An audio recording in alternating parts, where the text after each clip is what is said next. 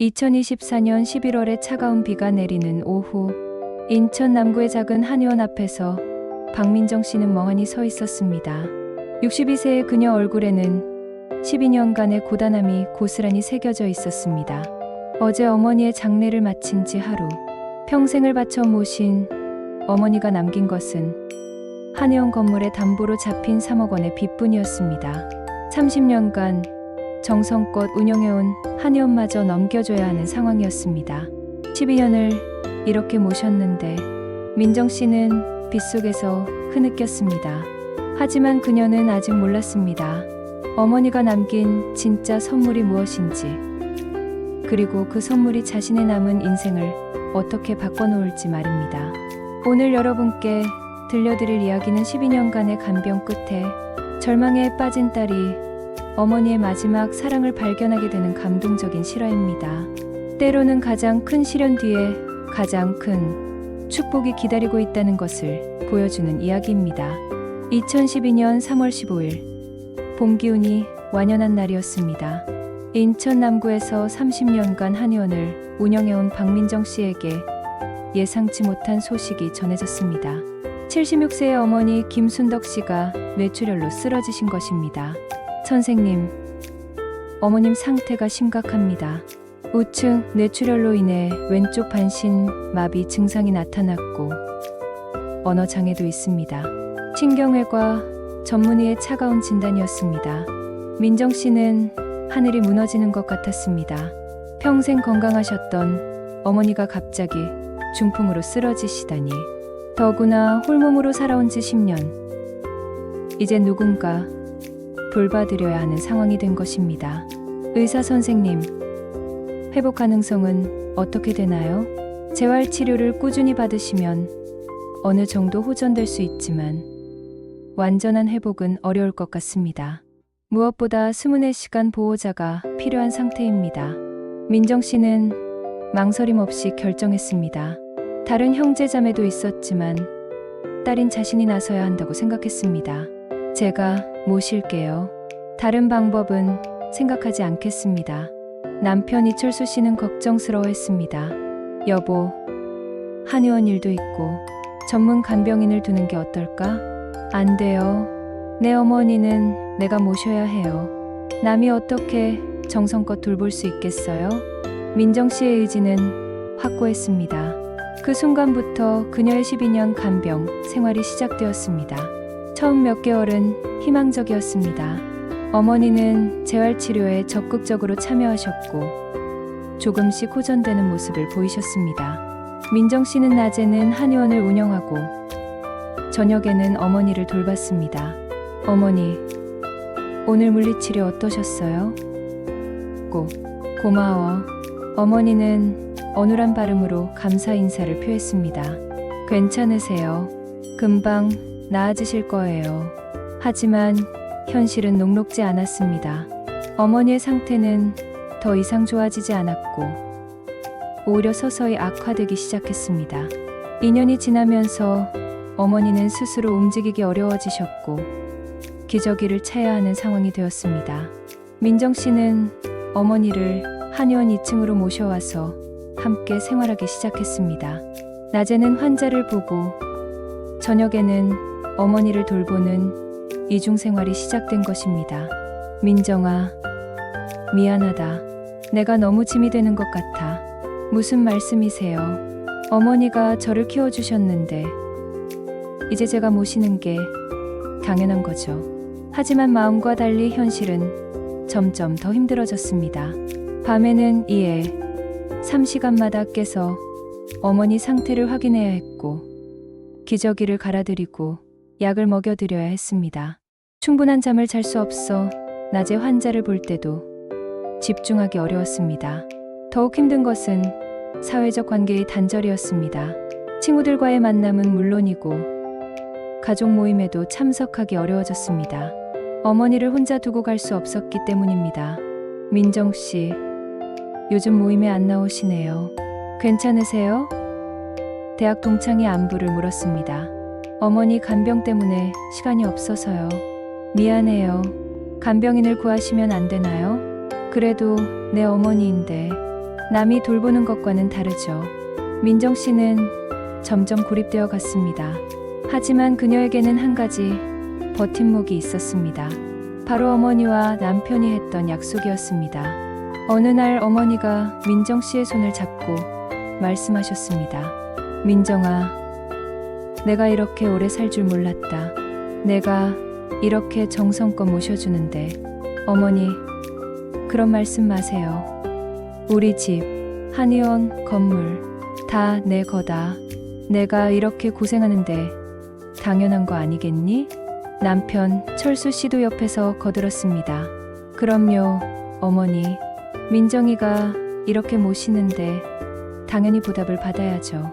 그 약속이 민정 씨에게는 12년을 버틸 수 있는 희망이 되었습니다. 지금은 힘들어도 언젠가는 어머니의 정성에 대한 보답이 있을 것이라는 믿음이었습니다. 하지만 민정 씨는 아직 몰랐습니다. 그 약속 뒤에 숨겨진 어머니의 진짜 계획을 말입니다. 간병 3년 차에 접어들면서 박민정 씨의 일상은 완전히 바뀌었습니다.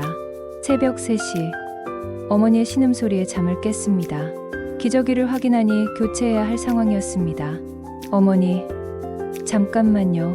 깨끗하게 해드릴게요. 춘덕 씨는 의식이 흐릿한 상태에서도 미안해하는 표정을 지었습니다.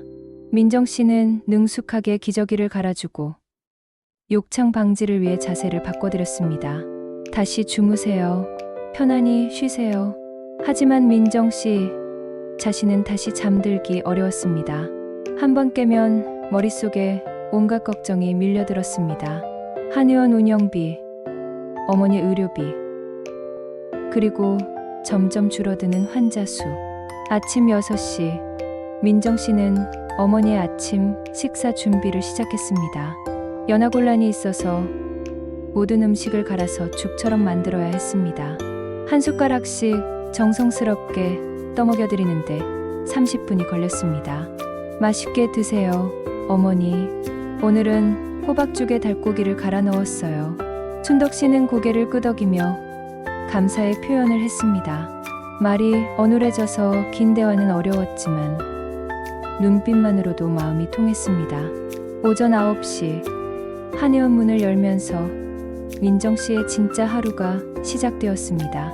하지만 예전 같지 않았습니다. 밤잠을 제대로 못 자서 늘 피곤했고 집중력도 떨어졌습니다. 선생님, 요즘 많이 힘들어 보이세요. 단골 환자인 김 할머니가 걱정스럽게 말했습니다. 괜찮습니다. 조금 바빠서 그래요.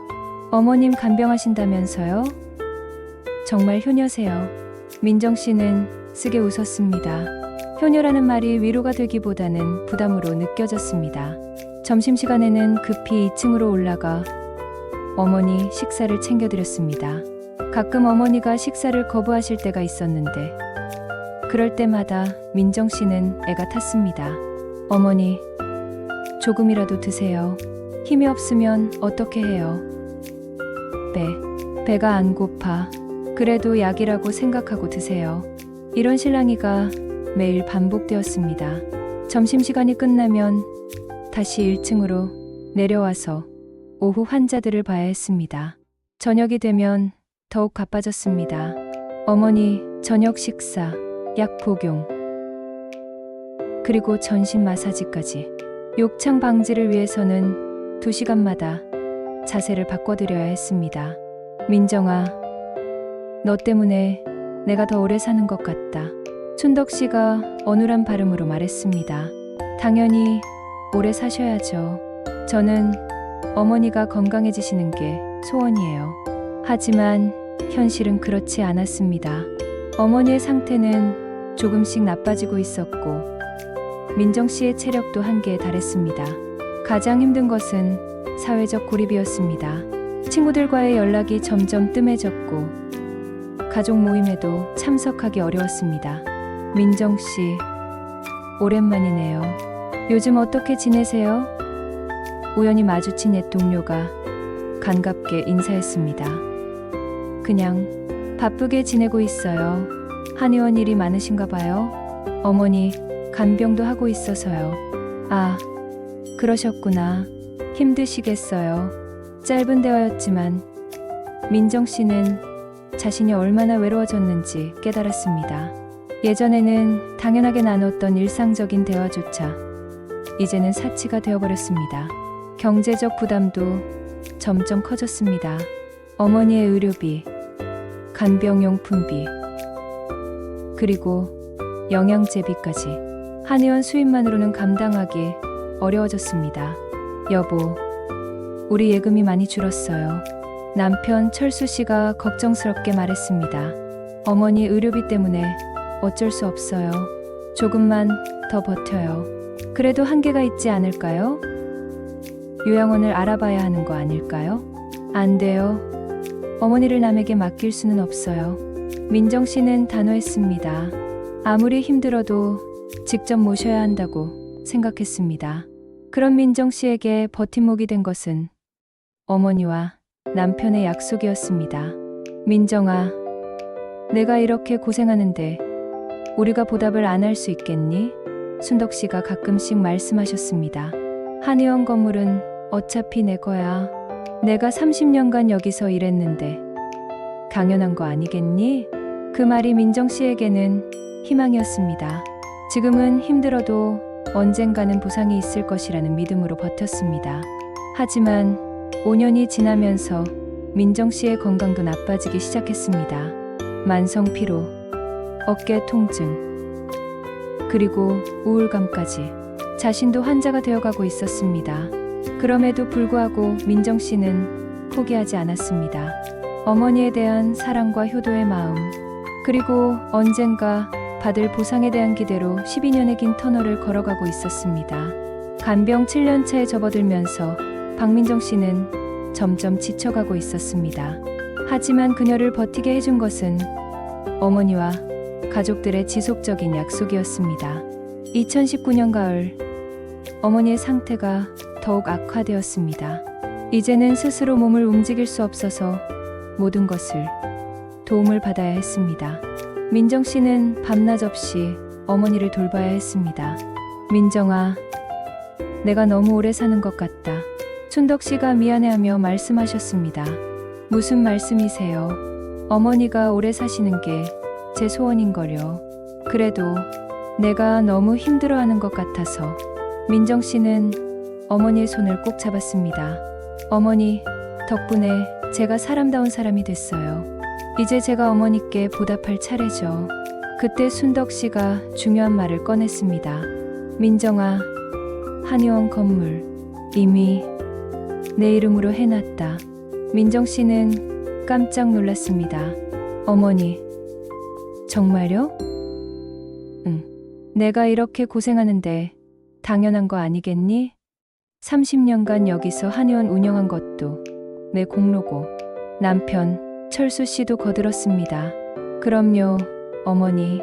민정이가 이렇게 정성껏 모시는데 마땅히 보답을 받아야죠. 그 말을 듣고 민정 씨는 눈물이 났습니다. 그동안의 고생이 인정받는다는 느낌이었습니다. 어머니, 고맙습니다. 하지만 저는 보상 때문에 모시는 게 아니에요. 알고 있어. 그래도 내 것은 내 것이야. 이 대화 이후 민정 씨는 새로운 힘을 얻었습니다. 어머니의 약속이 구체적으로 확인된 것이었습니다. 한의원 건물은 시가로 약 5억 정도 되는 재산이었습니다. 형제들도 이 결정에 동의했습니다. 큰오빠 민철 씨가 말했습니다. 민정이가 12년째 어머니 모시고 있잖아. 우리는 한 달에 한 번 안부 인사하는 게 고작인데 당연히 민정이가 받아야지. 둘째 오빠 민수 씨도 같은 의견이었습니다. 한의원은 민정이가 30년간 운영한 거니까 어머니 돌아가시면 민정이 것이 되는 게 맞아. 가족들의 합의까지 이루어지자 민정 씨는 더욱 마음을 다잡았습니다. 비록 지금은 힘들어도 끝이 보이는 터널을 걷고 있다는 생각이 들었습니다. 그 즈음부터 민정 씨는 어머니를 더욱 정성껏 모셨습니다. 좋은 영양제도 사드리고 마사지도 더 자주 해드렸습니다. 어머니, 오늘은 특별히 전복죽을 끓여드렸어요. 고마워. 민정아, 몸에 좋은 거니까 많이 드세요. 하지만 현실적인 부담은 계속 커졌습니다. 어머니의 의료비가 한 달에 100만 원을 넘나들었습니다. 특수 침대, 휠체어, 각종 간병용품까지 비용이 만만치 않았습니다. 여보, 우리 적금까지 깨야 할 것 같아요. 철수 씨가 걱정스럽게 말했습니다. 조금만 더 버텨요. 어머니가 한의원 넘겨주신다고 하셨잖아요. 그래도 당장 생활비가 괜찮아요.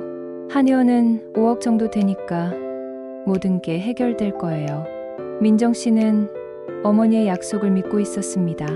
그 믿음이 12년간의 간병을 견뎌낼 수 있게 해주는 버팀목이었습니다. 2021년에 들어서면서 민정 씨 자신의 건강도 심각하게 나빠졌습니다. 만성요통으로 허리를 제대로 펼 수 없었고 불면증으로 하루 3회 4시간밖에 잠을 자지 못했습니다. 선생님, 많이 힘들어 보이세요. 병원에 가보세요. 단골 환자가 걱정했습니다. 괜찮습니다. 조금만 더 버티면 돼요. 하지만 속으로는 한계를 느끼고 있었습니다.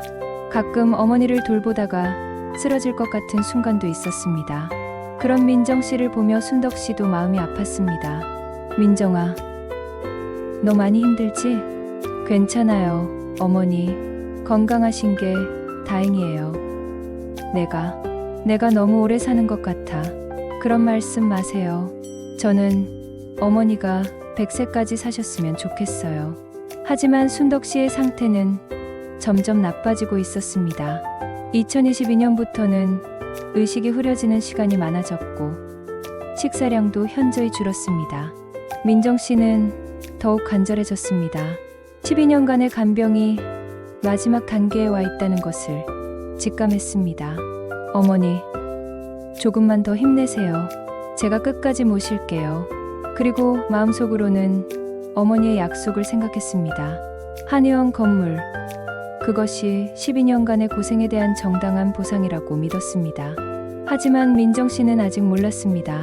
어머니가 정말로 남긴 유산이 무엇인지, 그리고 그것이 상상을 초월하는 선물이라는 것을 말입니다.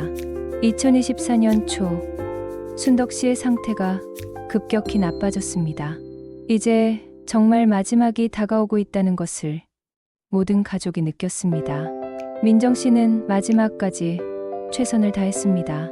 12년간의 간병, 그 끝에서 어머니의 약속이 현실이 되기를 간절히 바라며 말입니다. 샵샵 사부 장래와 절망적 현실 2000만 2600 2300자 2024년 11월 3일 새벽 4시 17분 김순덕 씨가 조용히 숨을 거두셨습니다. 12년간 중풍으로 투병하신 끝에 89세의 나이로 세상을 떠나신 것입니다.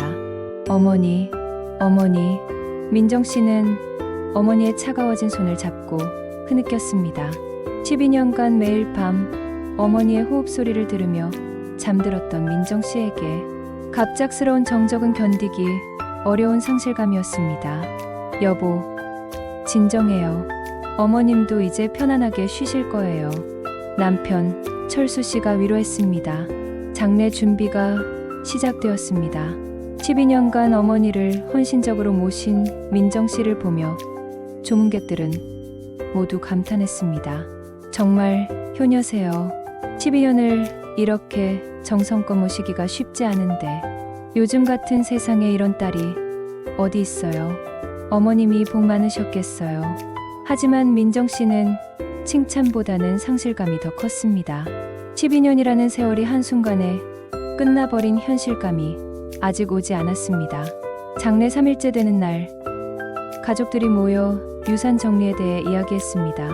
민정 씨는 어머니의 약속을 기억하며 마음을 가다듬었습니다. 형님들, 어머니가 생전에 한의원 건물은 제 이름으로 해놨다고 하셨어요. 큰오빠 민철 씨가 고개를 끄덕였습니다. 그럼 내가 12년을 모셨으니까 당연히 내 것이지.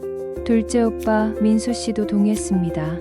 우리는 한 달에 한 번 안부 인사하는 게 고작이었는데 민정이가 다 받아야마자 가족들의 합의가 이루어진 것 같아서 민정 씨는 안도했습니다. 12년간의 고생이 헛되지 않았다는 생각이 들었습니다. 그런데 장례를 마친 다음 날 충격적인 소식이 전해졌습니다. 어머니가 생전에 단골로 다니던 박정수 변호사로부터 연락이 온 것입니다. 민정 씨, 급히 사무실로 와주세요. 어머님 유산 관련해서 중요한 이야기가 있습니다. 민정 씨는 기대감을 갖고 변호사 사무실을 찾았습니다. 어머니가 한의원 건물을 자신 이름으로 등기해 두신 서류를 받으러 가는 것이라고 생각했습니다. 하지만 박 변호사의 표정은 심각했습니다. 민정 씨, 앉으세요. 말씀드릴 게 있습니다. 네. 어머니가 한의원 건물을 제 이름으로 해놓으셨다고 하는데 박 변호사는 한숨을 쉬었습니다. 그게 상황이 좀 복잡합니다. 일단 어머님이 남기신 재산부터 말씀드릴게요. 변호사는 서류를 펼쳐 보였습니다. 한의원 건물시가 5억 맞습니다. 하지만요. 어머님이 지난 12년간 의료비와 생활비 때문에 이 건물을 담보로 대출을 받으셨습니다. 현재 남은 대출금이 3억 2천만 원입니다. 민정 씨는 귀를 의심했습니다. 그럼 실제로 남은 재산은? 한의원 건물을 매각해도 대출금을 갚고 나면 1억 8천만 원 정도 남습니다. 하지만 여기서 끝이 아닙니다. 박 변호사는 더욱 심각한 표정으로 계속했습니다. 어머님이 개인적으로 빌린 돈이 더 있습니다. 의료비 때문에 사채를 쓰셨거든요. 그 금액이 2억입니다. 민정 씨는 머리가 하얘졌습니다. 그럼 결국 빚만 남았다는 얘기인가요? 죄송합니다. 계산해보면 실제로는 2천만 원 정도의 빚이 남습니다. 그 순간 민정 씨는 현실감을 잃었습니다. 12년간 모든 것을 바쳐 어머니를 모신 결과가 빚뿐이라니. 변호사님, 그럼 제가 그 빚을 갚아야 하는 건가요? 상속을 포기하시면 빚도 상속하지 않아도 됩니다. 하지만 한의원 건물도 포기해야 하고요. 민정 씨는 충격으로 말을 잇지 못했습니다. 평생의 터전인 한의원마저 잃어야 하는 상황이었습니다. 집으로 돌아온 민정 씨는 남편에게 상황을 설명했습니다. 여보, 그럼 우리가 갈 곳이 없어져요. 철수 씨도 절망했습니다. 12년을 모셨는데 결국 이게 내 몫인가요? 민정 씨는 허탈해했습니다. 그날 밤 민정 씨는 잠을 이룰 수 없었습니다. 12년간의 간병, 포기한 자신의 건강과 인간관계, 그리고 무너진 경제 상황, 모든 것이 헛된 것처럼 느껴졌습니다. 며칠 후 형님들이 찾아왔습니다. 민정아, 미안하다. 우리도 어머니가 그렇게 빚이 많은 줄 몰랐어. 하지만 상속을 포기할 수는 없잖아. 한의원이라도 지켜야지. 큰오빠가 말했습니다. 빚 2천만 원은 우리 형제들이 나눠서 갚자. 둘째 오빠가 제안했습니다. 하지만 민정 씨에게는 위로가 되지 않았습니다. 12년간 바쳤던 모든 것이 수포로 돌아간다는 절망감만 컸습니다. 형님들, 고맙긴 하지만 제가 12년을 모셨는데 결국 빚만 남았다니. 그날 민정 씨는 어머니의 방에서 혼자 울었습니다. 12년간 매일 계신 줄 알았던 어머니의 빈 침대를 보니 더욱 서글펐습니다. 어머니, 정말 이게 전부인가요? 12년이 이렇게 끝나는 건가요? 하지만 민정 씨는 아직 몰랐습니다. 어머니가 진짜로 준비해 놓으신 선물이 따로 있다는 것을, 그리고 그 선물이 상상을 초월하는 것이라는 사실을 말입니다. 유산 정리 소식을 들은 후 며칠간 박민정 씨는 깊은 상실감에 빠져 있었습니다. 한의원 2층 어머니 방을 정리하면서도 계속 눈물이 났습니다. 12년, 정말 12년을 이렇게 모셨는데. 민정 씨는 어머니의 빈 침대를 바라보며 중얼거렸습니다. 그때 남편 철수 씨가 올라왔습니다. 평소와 달리 표정이 어두웠습니다. 여보, 우리 이제 어떻게 해야 하지? 민정 씨는 고개를 들지 못했습니다. 모르겠어요. 정말 모르겠어요. 철수 씨는 한동안 망설이다가 입을 열었습니다. 여보, 솔직히 말할게. 나는 반대했잖아. 어머니 요양원에 모시자고 했었잖아. 민정 씨는 깜짝 놀라 남편을 바라봤습니다. 당신, 지금 무슨 말을 하는 거예요? 12년 전에도 말했었지. 전문 간병인을 두거나 요양원을 알아보자고. 그런데 당신이 안 된다고 했잖아. 민정 씨는 남편의 차가운 말에 상처를 받았습니다. 그럼 당신은 내가 잘못했다고 생각하는 거예요? 잘못했다는 게 아니라 현실적으로 생각해봐. 12년 동안 우리가 쓴 돈이 얼마야? 어머니 의료비, 간병비, 영양제비. 그 돈으로 요양원비 냈어도 충분했을 거야. 민정 씨는 믿을 수 없었습니다. 12년간 함께 어머니를 모셨다고 생각했는데 남편은 이런 마음을 품고 있었던 것입니다. 당신이 그런 생각을 했다니 나도 어머니는 좋아했어. 하지만 우리 생활도 생각해야 하잖아. 지금 보라고 결국 빚만 남았잖아. 철수 씨의 말이 계속되었습니다. 그리고 말이야, 빚 2천만 원도 우리가 갚아야 해. 형님들이 도와준다고 하지만 결국 우리 몫이 제일 클 거야. 그럼 어쩌자는 거예요? 상속을 포기해야 할 것 같아. 빚까지 떠안을 필요는 없잖아. 민정 씨는 남편의 말에 더 큰 충격을 받았습니다. 상속을 포기한다는 것은 한의원 건물도 포기한다는 뜻이었습니다. 한의원까지 포기하라고요? 여기는 제가 30년간 일한 곳이에요. 하지만 빚이 있는데 어쩔 수 없잖아. 우리가 여기서 나가서 전세집이라도 구하는 게 나아. 민정 씨는 남편의 현실적인 판단을 이해할 수 없었습니다. 12년간 자신이 했던 모든 희생을 무시하는 것 같았습니다. 당신은 제가 12년 동안 뭘 했는지 알기나 해요? 알지. 고생 많이 했어. 하지만 이미 끝난 일이잖아. 이제 우리 앞일을 생각해야지. 그날 저녁 형님들이 다시 찾아왔습니다. 빚 문제를 해결하기 위한 구체적인 방안을 논의하기 위해서였습니다. 민정아, 우리가 생각해봤는데 빚 2천만 원은 우리 삼형제가 나눠서 갚자. 큰오빠 민철 씨가 말했습니다. 그럼 한 명당 670만 원씩 부담하면 되겠네. 둘째 오빠 민수 씨가 계산했습니다. 하지만 철수 씨는 다른 의견을 냈습니다. 형님들, 감사하지만 우리는 상속을 포기할 생각입니다. 형님들이 놀랐습니다. 왜? 빚은 우리가 나눠서 갚는다고 했잖아. 그래도 불안해서요. 나중에 또 다른 빚이 나올지 모르잖아요. 민정 씨는 남편의 말에 부끄러웠습니다. 형님들 앞에서 이런 말을 하다니. 형님들, 죄송해요. 제가 남편과 다시 상의해 볼게요. 형님들이 돌아간 후 부부는 다시 대화를 나눴습니다. 여보, 형님들 앞에서 그런 말씀하시면 어떡해요? 사실대로 말한 거야. 우리가 더 이상 손해볼 필요 없잖아. 민정 씨는 남편의 차가운 현실 인식에 절망했습니다. 12년간 자신이 쏟은 정성과 사랑을 금전적 손익으로만 계산하고 있었습니다. 그럼 제가 12년 동안 한 일이 뭐예요? 단순히 손해였다는 거예요? 손해라는 게 아니라 결과적으로 얻은 게 없잖아. 얻은 게 없다고요? 민정 씨는 더 이상 참을 수 없었습니다. 어머니를 12년간 정성껏 모신 것이 단순히 경제적 이익을 위해서였다고 생각하는 남편이 원망스러웠습니다. 그날 밤 민정 씨는 어머니 방에서 혼자 지새웠습니다. 남편의 말들이 계속 머릿속에 맴돌았습니다. 정말 얻은 게 없는 걸까? 12년이 정말 의미 없었던 걸까?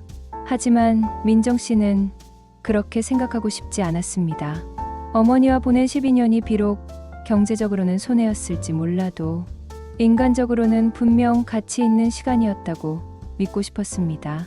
다음 날 아침, 민정 씨는 결심을 굳혔습니다.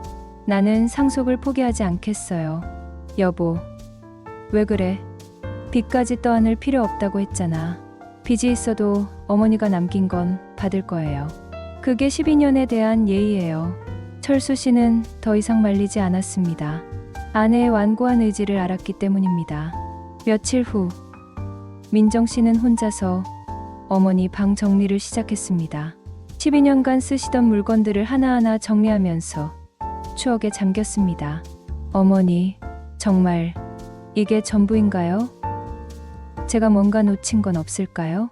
그때 민정 씨는 아직 모르고 있었습니다. 어머니가 정말로 소중한 선물을 숨겨두셨다는 것을. 그리고 그 선물이 곧 발견될 것이라는 사실을 말입니다. 11월 15일, 박민정 씨는 어머니 방 정리를 계속하고 있었습니다. 12년간 어머니가 사용하셨던 모든 물건들을 하나씩 살펴보며 추억에 잠겼습니다. 어머니가 좋아하시던 한복이네. 민정 씨는 옷장에서 어머니의 고운 한복을 꺼내며 눈시울을 붉혔습니다. 오래된 사진첩을 펼치니 어린 시절 자신의 모습과 함께 찍은 어머니의 환한 미소가 보였습니다. 건강하셨을 때의 모습이었습니다. 그땐 정말 행복했었는데. 민정 씨는 사진을 쓰다듬으며 아쉬워했습니다. 침대 및 서랍을 정리하던 중 평소 보지 못했던 오래된 나무 서랍장이 눈에 띄었습니다. 어머니가 젊었을 때부터 사용하신 것 같은 낡은 서랍장이었습니다. 이런 게 있었나? 민정 씨는 서랍을 하나씩 열어봤습니다. 첫 번째 서랍에는 오래된 약봉지들과 영수증들이 있었습니다. 두 번째 서랍에는 어머니가 쓰시던 안경과 시계가 들어 있었습니다. 마지막 서랍을 열었을 때 민정 씨의 눈길을 끈 것이 있었습니다. 서랍 깊숙한 곳에 황색 봉투가 하나 있었는데 겉면에 민정에게라고 어머니의 정성스러운 글씨로 적혀 있었습니다. 이게 뭐지? 민정 씨는 조심스럽게 봉투를 집어들었습니다. 봉투는 꽤 두터웠고 안에 여러 장의 서류가 들어있는 것 같았습니다. 민정 씨는 떨리는 손으로 봉투를 열었습니다. 첫 번째로 나온 것은 어머니가 직접 쓰신 편지였습니다. 우리 민정이에게 이 편지를 읽고 있다면 이미 내가 세상에 없을 것이다. 12년 동안 나를 정성껏 모셔준 너에게 마지막 선물을 남기고 싶다. 한의원 건물에 빚이 많다는 것을 너도 알게 되었을 것이다. 미안하다. 내가 아파서 병원비가 많이 들었기 때문이다. 하지만 절망하지 마라. 내가 너를 위해 특별히 준비한 것이 있다. 편지를 읽으면서 민정 씨의 심장이 빨리 뛰기 시작했습니다. 어머니가 무엇을 준비하셨다는 걸까요? 편지는 계속되었습니다. 너의 아버지가 살아있을 때 경기도 파주의 작은 땅을 샀다. 당시에는 농사 짓기도 어려운 야산이었지만 너의 아버지는 언젠가는 값어치가 있을 것이라고 했다. 그 땅을 나는 몰래 내 이름으로 바꿔놓았다. 10년 전에 이미 등기를 마쳤다. 봉투 안에 등기부등본이 들어있으니 확인해보아라. 그 땅이 이제 얼마나 가치가 있는지는 모르겠지만 내가 너에게 줄 수 있는 마지막 선물이다. 민정 씨는 흥분해서 봉투를 뒤져 등기부등본을 찾았습니다. 과연 경기도 파주시 소재의 임야 2,000평이 자신의 이름으로 등기되어 있었습니다. 이게 정말일까? 민정 씨는 믿어지지 않았습니다. 편지의 마지막 부분을 읽었습니다. 12년 동안 나를 모셔준 것에 대한 고마움을 어떻게 표현할지 모르겠다. 너는 세상에서 가장 착한 딸이었다. 이 땅이 너에게 도움이 되었으면 좋겠다. 그리고 기억하거라. 진짜 유산은 돈이 아니라 우리가 서로 사랑했다는 마음이다. 사랑한다. 내 딸아. 어머니 김순덕. 편지를 다 읽고 난 민정 씨는 눈물이 멈추지 않았습니다. 어머니가 마지막까지 자신을 생각해 주셨다는 사실에 감동받았습니다. 어머니, 정말 고마워요. 하지만 땅의 가치가 얼마나 되는지는 확인해 봐야 했습니다. 민정 씨는 급히 남편을 불렀습니다. 여보, 큰일 났어요. 왜 그래? 무슨 일이야? 어머니가 저한테 땅을 남겨주셨어요. 철수 씨는 믿지 못하겠다는 표정이었습니다. 땅? 무슨 땅? 민정 씨는 편지와 등기부등본을 보여줬습니다. 철수 씨는 서류를 자세히 살펴봤습니다. 파주 임야 2,000평. 정말 내 이름으로 되어 있네. 그런데 이 땅이 얼마나 될까요? 글쎄, 파주면 요즘 파주 개발이 많이 되고 있다던데 부동산에 문의해봐야겠어. 다음 날 아침 민정 씨는 파주 지역 부동산 중개사무소에 전화를 걸었습니다. 안녕하세요. 파주시 소재이며 시세 좀 문의하려고 하는데요. 어느 지역인가요? 민정 씨가 정확한 주소를 알려주자 부동산 중개사의 목소리가 달라졌습니다. 아, 그 지역이요? 지금 그 근처가 신도시 개발 예정지로 지정되어서 땅값이 많이 올랐어요. 얼마나 올랐나요? 평당 200만 원 정도는 될 것 같은데요. 2,000평이면 40억 정도 되겠네요. 민정 씨는 전화기를 떨어뜨릴 뻔했습니다. 40억요? 네. 신도시 개발이 확정되면서 그 지역 땅값이 급등했어요. 혹시 매도 생각이 있으시면 연락 주세요. 전화를 끊고 민정 씨는 한참 동안 말을 잇지 못했습니다. 40억. 상상할 수 없는 금액이었습니다. 남편 철수 씨도 놀라 입을 다물지 못했습니다. 여보, 정말 40억이라고 했어? 네. 신도시 개발 때문에 땅값이 급등했다고 하네요. 두 사람은 서로를 바라보며 믿어지지 않는다는 표정을 지었습니다. 어머니가 이런 선물을 남겨주셨구나. 민정 씨는 다시 한번 눈물을 흘렸습니다. 12년간의 간병이 결국 헛되지 않았다는 것을 깨달은 순간이었습니다. 파주 땅의 가치를 확인한 후 강민정 씨는 더 정확한 정보를 얻기 위해 직접 파주를 방문하기로 했습니다. 남편 철수 씨와 함께 경기도 파주시로 향했습니다. 정말 믿어지지 않아. 어머님이 이런 준비를 하고 계셨다니. 철수 씨가 감탄했습니다. 파주에 도착해서 해당 지역을 찾아가니 곳곳에 개발 공사 현장이 보였습니다. 신도시 건설이 한창 진행 중이었습니다. 여기가 맞나? 민정 씨가 등기부등본을 확인하며 물었습니다. 맞는 것 같아. 저기 표지판도 보이고. 민정 씨 소유의 땅은 개발지구 한가운데 위치해 있었습니다. 주변으로 아파트 단지와 상업시설이 들어설 예정이라는 안내판이 설치되어 있었습니다. 근처 부동산 중개소를 방문해서 더 자세한 정보를 얻었습니다. 이 땅 주인이세요? 부동산 중개사가 반갑게 맞았습니다. 네. 그런데 정말 40억 정도 되나요? 지금 시세로는 그 정도 맞습니다.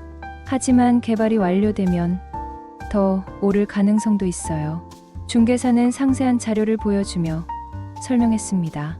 이 지역이 2020년에 신도시 개발지구로 지정되면서 땅값이 10배 이상 뛰었어요. 예전에는 평당 20만 원 정도였는데 지금은 200만 원이죠. 민정 씨는 아버지의 해안에 감탄했습니다. 30년 전에 이런 곳을 미리 매입해 두셨던 것입니다.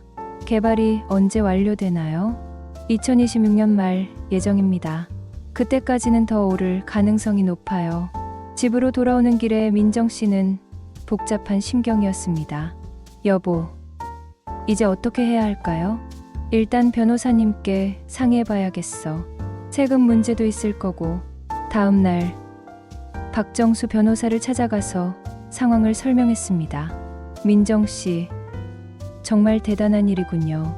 어머님이 훌륭한 선물을 남기셨네요. 변호사님, 세금은 얼마나 내야 하나요? 상속세는 40억 기준으로 계산하면 약 12억 정도 될 것 같습니다. 하지만 상속공제를 받으면 좀 줄어들 수 있어요. 12억요? 민정 씨는 놀랐습니다. 많긴 하지만 그래도 땅을 일부 매각하면 충분히 납부할 수 있어요. 전체를 다 팔지 않아도 되죠. 변호사는 구체적인 계획을 제시했습니다. 절반 정도 매각해서 세금을 내고 나머지는 보유하고 계시는 게 좋을 것 같아요. 개발이 완료되면 더 오를 테니까요. 집으로 돌아와서 민정 씨는 형님들에게 소식을 전했습니다. 형님들, 어머니가 저한테 특별한 선물을 남겨주셨어요. 큰오빠 민철 씨가 궁금해했습니다. 무슨 선물? 민정 씨가 상황을 설명하자 형님들도 놀랐습니다. 40억. 정말이야? 어머니가 언제 그런 준비를 하셨지? 둘째 오빠 민수 씨가 말했습니다. 그럼 이제 내가 부자가 되는 거네. 정말 다행이야. 하지만 형님들, 이 돈을 혼자 가질 수는 없어요. 형님들과 나눠야죠. 형님들이 손사래를 쳤습니다. 아니야. 그건 어머니가 특별히 너한테 준 거야. 12년을 모신 보상이지. 맞아. 우리는 한 달에 한 번 안부 인사하는 게 고작이었는데 내가 다 받아야 해. 하지만 민정 씨는 마음이 편하지 않았습니다. 그래도 어머니, 자식은 우리 셋인데.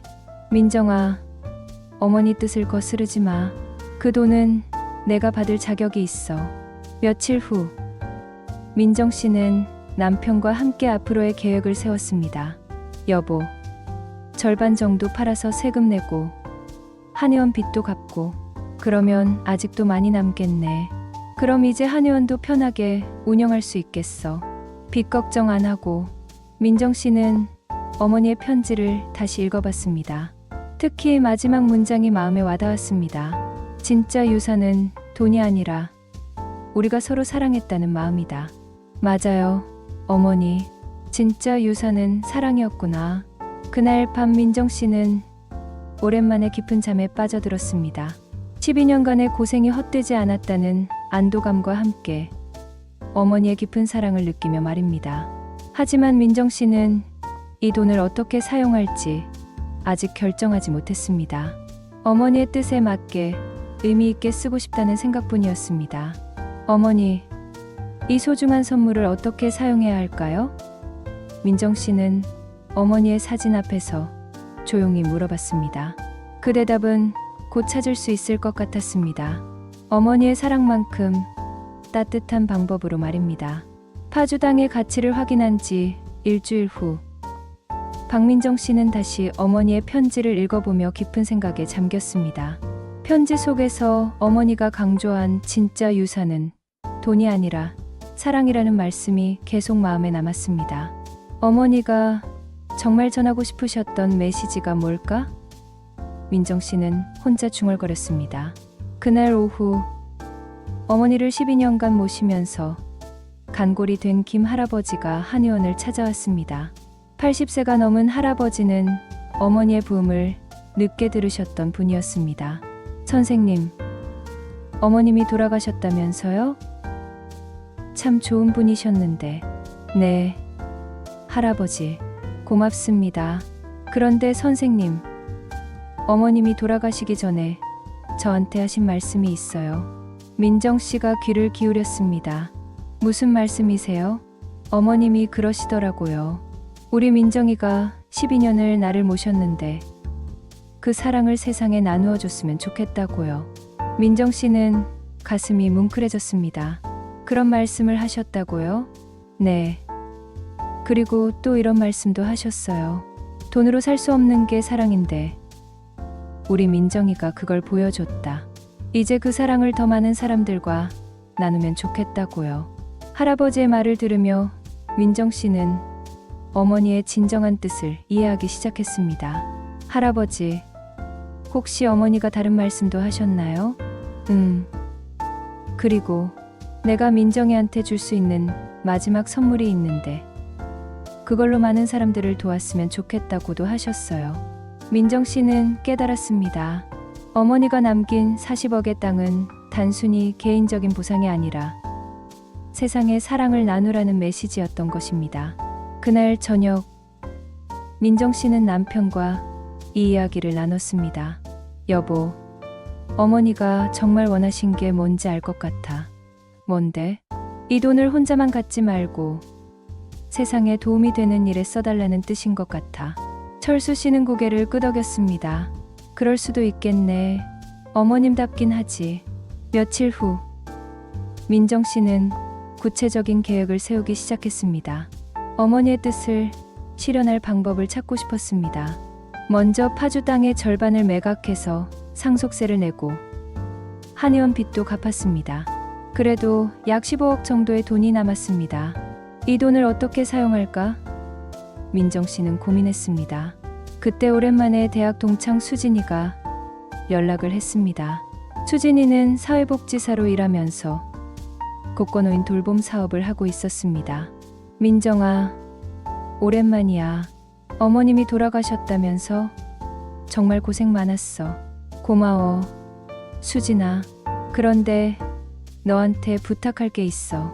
혹시 독거노인 돌봄센터 후원에 관심 없어? 민정 씨는 순간 번개를 맞은 것 같았습니다. 독거노인 돌봄센터? 응. 우리가 운영하는 센터인데 예산이 부족해서 어려움을 겪고 있어. 간병이 필요한 독거노인분들을 돌보는 곳이야. 수진아, 그 센터에 대해 자세히 알려줄래? 수진이는 센터의 현황을 자세히 설명해줬습니다. 현재 50명의 독거노인을 돌보고 있는데 간병인 인건비와 운영비 부족으로 어려움을 겪고 있다는 것이었습니다. 한 달에 운영비가 얼마나 들어? 대략 5천만 원 정도. 그런데 후원금이 부족해서 항상 적자야. 민정 씨는 결심했습니다. 수진아, 내가 그 센터를 후원하고 싶어. 정말 고마워. 그런데 얼마나? 10억 정도 생각하고 있어. 수진이는 깜짝 놀랐습니다. 10억? 민정아, 너 갑자기 큰 돈이 생겼어? 민정 씨는 어머니의 유산에 대해 설명했습니다. 어머니가 남겨주신 마지막 선물로 뜻깊은 일을 하고 싶어. 어머니도 그걸 원하실 것 같고. 수진이는 감동했습니다. 정말 고마워. 이 돈으로 많은 할머니, 할아버지들을 도울 수 있을 거야. 며칠 후, 민정 씨는 독거노인 돌봄 센터를 직접 방문했습니다. 센터에는 자신의 어머니처럼 간병이 필요한 어르신들이 많았습니다. 이분들을 보니까 우리 어머니 생각이 나네. 민정 씨가 수진이에게 말했습니다. 맞아. 가족이 없거나 가족의 돌봄을 받기 어려운 분들이 대부분이야. 민정 씨는 그 자리에서 후원을 결정했습니다. 10억을 기부하되 단순히 돈만 주는 게 아니라 제가 직접 참여하고 싶어요. 어떻게?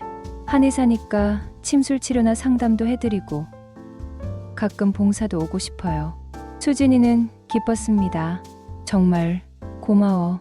돈도 중요하지만 내가 직접 참여해준다면 더욱 의미가 클 거야. 그날 밤, 민정 씨는 어머니 사진 앞에서 보고드렸습니다. 어머니, 제가 어머니 뜻대로 하고 있는 거 맞죠? 혼자만 잘 살기보다는 어머니가 받으신 사랑을 다른 분들과 나누는 게 맞는 것 같아요. 마치 어머니가 대답하시는 것처럼 따뜻한 기분이 들었습니다. 어머니, 이제야 알겠어요. 진짜 유산은 정말 사랑이었구나. 민정 씨는 비로소 어머니의 마지막 메시지를 완전히 이해했습니다. 40억의 땅은 수단이었고 진정한 목적은 사랑을 세상에 나누는 것이었습니다. 독거노인 돌봄 센터 후원을 결정한 후 강민정 씨의 마음에는 평화가 찾아왔습니다. 어머니의 진정한 뜻을 이해하고 그대로 실행하니 마음이 한결 가벼워졌습니다. 며칠 후 남편 철수 씨와 함께 후원 계약서를 작성하러 갔습니다. 여보, 정말 10억을 다 기부하는 거야? 철수 씨가 마지막으로 확인했습니다. 네, 그게 어머니가 원하신 일이에요. 그래도 우리 노후 자금도 생각해야 하는데 걱정 마세요. 5억은 우리가 갖고 나머지 10억을 기부하는 거니까 5억만 있어도 충분히 살 수 있어요. 철수 씨는 고개를 끄덕였습니다. 처음에는 현실적인 걱정이 앞섰지만 아내의 결심을 보며 마음을 바꾸었습니다. 어머님이 정말 대단한 분이셨구나. 마지막까지 다른 사람들을 생각하시고 후원 계약을 마친 후 민정 씨는 독거노인 돌봄 센터에서 봉사를 시작했습니다. 일주일에 2번씩 방문해서 침술 치료를 해드리고 어르신들과 대화도 나누었습니다. 선생님, 고맙습니다. 침 맞고 나니까 허리가 많이 좋아졌어요. 80세 할머니가 감사 인사를 했습니다. 천만에요. 제가 더 보람을 느끼고 있어요. 민정 씨는 정말로 그랬습니다. 12년간 어머니를 모시면서 쌓인 간병, 경험과 한의사로서의 전문성이 어르신들에게 큰 도움이 되고 있었습니다. 이 할머니 보니까 우리 어머니 생각이 나네. 민정 씨는 중풍으로 누워 계신 할머니를 보며 생각했습니다. 할머니, 불편한 건 없으세요? 고마워요. 딸 같은 선생님이. 이런 대화를 나누며 민정 씨는 자신의 12년이 정말 의미 있었다는 것을 깨달았습니다. 한편 형님들도 민정 씨의 선택에 감동했습니다. 큰오빠 민철 씨가 찾아와서 말했습니다. 민정아, 내가 정말 대단하다. 그 큰 돈을 혼자 갖지 않고 어려운 사람들과 나누다니. 형님, 이게 어머니가 원하신 일이에요. 그래도 쉬운 결정은 아니었을 텐데 역시 어머니가 널 가장 사랑하신 이유가 있었구나. 둘째 오빠 민수 씨도 동의했습니다. 우리는 형제로서 부끄럽다. 12년을 너 혼자 모셨는데. 형님들, 그런 말씀 마세요. 저는 제 일을 한 것뿐이에요. 하지만 가장 큰 변화는 남편 철수 씨에게서 일어났습니다. 처음에는 현실적인 걱정만 했던 그가 점점 아내의 선택을 이해하게 되었습니다. 여보, 미안해. 처음에 내가 너무 현실적으로만 생각했어. 왜 갑자기 그런 말을 해요? 어머님이 12년 동안 내가 얼마나 고생했는지 다 보고 계셨구나. 그래서 마지막에 이런 선물을 준비하신 거야. 철수 씨는 계속했습니다. 그리고 내가 그 돈을 혼자만 갖지 않고 다른 사람들과 나누는 걸 보니까 정말 자랑스러워. 민정 씨는 남편의 변화에 감동했습니다. 고마워요. 저도 처음에는 혼란스러웠어요. 하지만 어머니 뜻을 알고 나니까 이게 맞는 것 같아요. 며칠 후 지역 신문에서 민정 씨의 이야기를 기사화했습니다. 12년 간병 끝에 받은 40억 유산, 절반을 독거노인을 위해 기부라는 제목이었습니다. 기사가 나간 후 많은 사람들이 민정 씨를 찾아왔습니다. 대부분 감동했다는 반응이었습니다. 선생님, 정말 대단해요. 그 큰 돈을 그냥 기부하다니. 저도 그 정도 돈이 있으면 과연 그럴 수 있을까 싶어요. 하지만 민정 씨는 겸손했습니다. 저는 특별한 걸 한 게 아니에요. 어머니 뜻을 따른 것뿐이에요. 한 달 후 독거노인 돌봄 센터에서 감사 행사가 열렸습니다. 민정 씨의 후원으로 센터 시설이 개선되고 더 많은 어르신들을 돌볼 수 있게 되었습니다. 박민정 선생님 덕분에 50명에서 100명으로 확장할 수 있게 되었습니다. 센터장이 감사 인사를 했습니다. 행사에 참석한 어르신들도 하나씩 감사 인사를 했습니다. 선생님 덕분에 우리 같은 혼자 사는 늙은이들도 사랑받는다는 걸 느껴요. 선생님이 천사 같아요. 고맙습니다. 이런 말들을 들으며 민정 씨는 진정한 보람을 느꼈습니다. 12년간의 간병이 이렇게 많은 사람들에게 도움이 되고 있다는 것을 깨달았습니다. 그날 밤 민정 씨는 어머니 사진 앞에서 보고드렸습니다. 어머니, 100명의 할머니, 할아버지가 선생님 덕분에 도움을 받고 계세요. 어머니가 저에게 주신 사랑이 이렇게 많은 분들께 전해지고 있어요. 마치 어머니가 미소 지으시는 것 같았습니다. 민정 씨도 따라서 환하게 웃었습니다. 어머니, 이제 정말 알겠어요. 12년이 전혀 헛되지 않았어요. 오히려 가장 의미 있는 시간이었어요. 그날부터 민정 씨는 매주 2번씩 센터를 방문하며 어르신들을 돌봤습니다.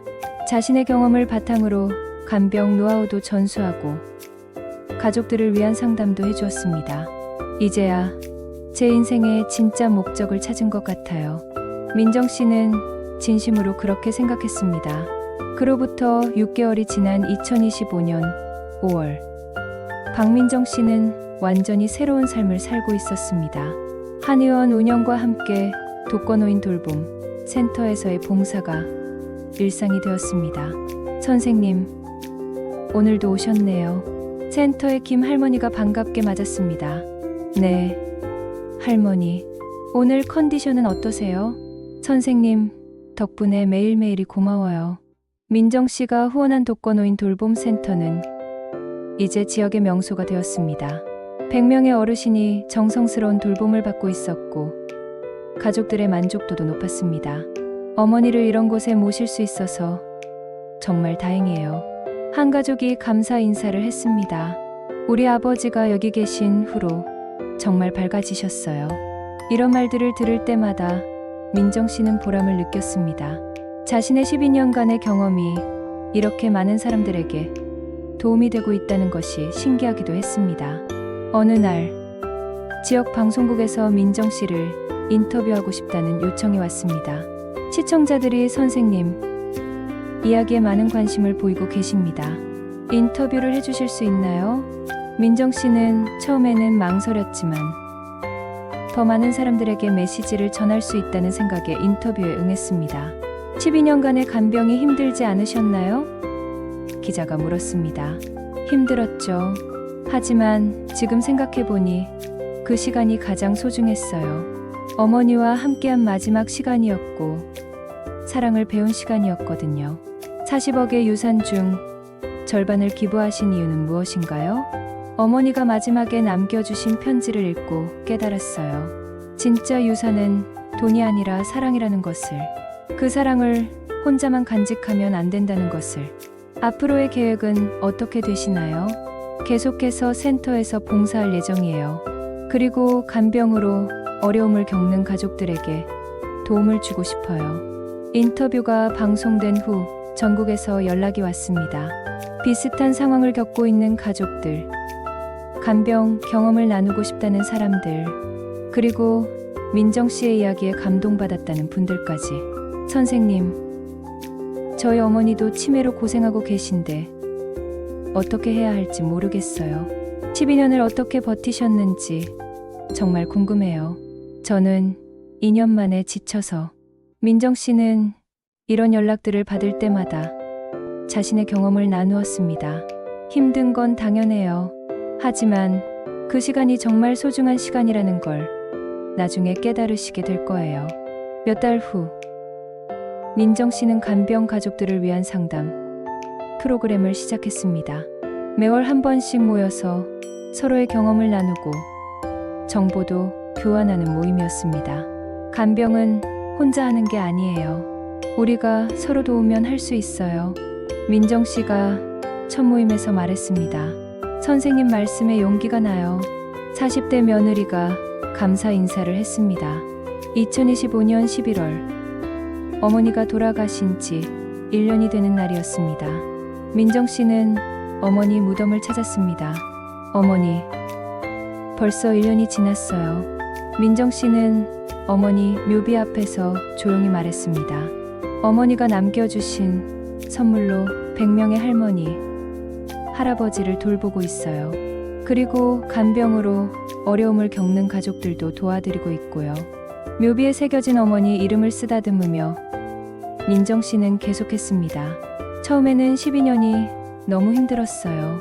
모든 걸 포기하고 어머니만 모셨는데 결국 빚만 남았다고 생각했거든요. 하지만 이제 알겠어요. 그 12년이 제 인생에서 가장 의미 있는 시간이었다는 걸.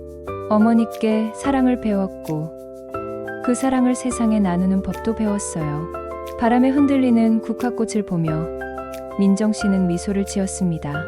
어머니, 정말 고마워요. 40억도 소중하지만 더 소중한 건 어머니가 저에게 가르쳐 주신 사랑이었어요. 집으로 돌아오는 길에 민정 씨는 남편과 대화를 나눴습니다. 여보, 1년 전 이맘때를 생각하면 정말 다른 사람이 된 것 같아. 맞아요. 그때는 절망뿐이었는데 지금은 매일이 보람차요. 어머님이 정말 지혜로우신 분이셨구나. 마지막에 이런 깊은 뜻을 담아서 선물을 주시다니. 그날 저녁 민정 씨는 일기를 썼습니다. 오늘로 어머니가 돌아가신 지 1년이 되었다. 1년 전 이맘때는 정말 절망적이었다. 12년을 모셨는데 빚만 남았다고 생각했으니까. 하지만 지금은 다르다. 어머니가 남겨주신 진짜 유산이 무엇인지 알게 되었다. 돈이 아니라 사랑이었다. 그 그 사랑을 받은 만큼 세상에 나누어 주는 것이 내 사명이라는 것도 깨달았다. 100명의 어르신들을 돌보고 간병으로 힘들어하는 가족들을 도우면서 진정한 보람을 느낀다. 12년간의 간병이 전혀 헛되지 않았구나. 어머니, 고맙습니다. 세상에서 가장 소중한 선물을 주셨어요. 2026년 새해 첫날, 민정 씨는 새로운 다짐을 했습니다. 올해는 간병 가족지원센터를 하나 더 만들어 보자. 어머니 유산의 나머지 5억으로 더 많은 사람들을 도울 수 있을 거야. 남편 철수 씨도 동의했습니다. 그래, 어머님 뜻대로 끝까지 해보자. 지금 이 이야기를 듣고 계신 여러분께 전하고 싶습니다. 때로는 인생에서 가장 힘들다고 생각하는 시간이 실제로는 가장 소중한 시간일 수 있습니다. 가족을 위한 희생과 헌신이 당장은 보상받지 못하는 것 같아도 그 사랑은 결국 더 큰 모습으로 돌아옵니다. 진정한 유산은 돈이 아니라 마음입니다. 박민정 씨의 12년은 이렇게 많은 사람들에게 희망과 사랑을 전해주는 의미 있는 시간이 되었습니다. 여러분의 헌신도 분명 세상을 더 따뜻하게 만드는 소중한 가치가 될 것입니다.